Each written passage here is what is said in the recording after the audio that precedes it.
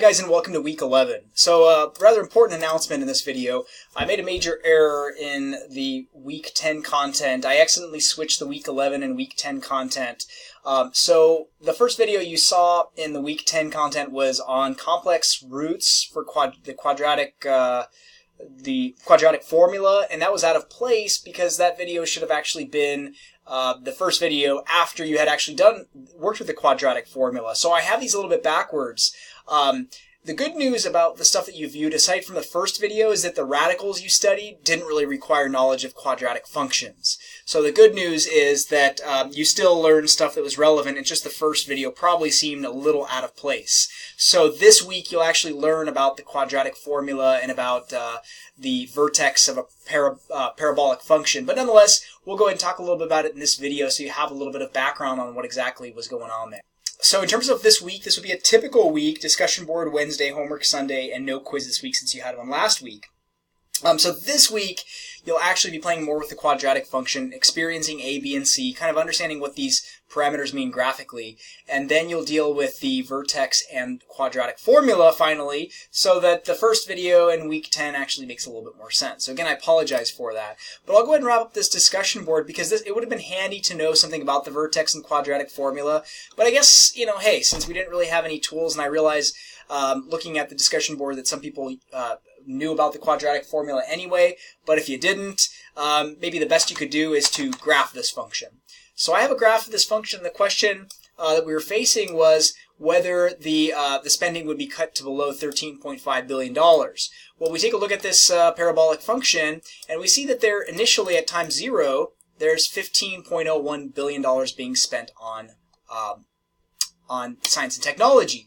Now this corresponds to t equals 0, which is the year 1994.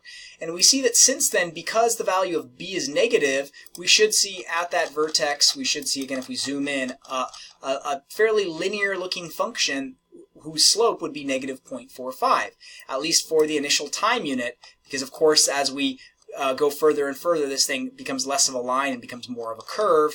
And so the more we zoom out, the more curvature this thing seems to take on. But again, if I start to zoom in on basically any point on this graph, I'll see a fairly linear shape. And the slope right along there is going to be the negative 0.45. So we know that initially $15.01 billion is being spent. There's a decrease of about $0.45 billion or billion? I think we're $1 billion per year. $1 billion per year. But because this number is positive, that means 2 times that number will be how much the rate of change is changing by. Therefore, over time, we would expect this negative 0.45 to be less negative, less negative, less negative. And if you keep adding 0.08 to that amount, then eventually the function will flatten out, and eventually the slopes will become stop being negative and will start becoming positive. Well, we hit a low of just about $13.744 billion being spent on science and technology in the year. That's about halfway through 1999, since t equals 0 corresponds to 1994. And from there on up, it appears, according to our model, that the spending should continue to go up and not continue to go down. Therefore, using our intuition, we know that that because of these components, we can say that eventually we will see an uptick in spending.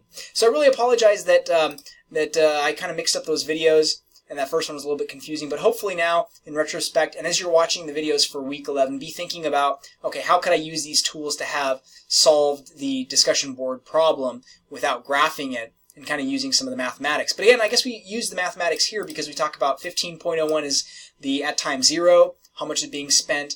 This is initially from approximately time 0 to time 1, how much we expect spending to change by, in this case drop by, and then twice this number tells us that each year thereafter we expect the rate of change to grow by 0.08. So from t equals 1 to t equals 2, we would expect about only a drop of about 0.45 minus 0.08 is about 0.37, and then the next year we expect only a drop of about 0.29, and then only a drop of 0.21.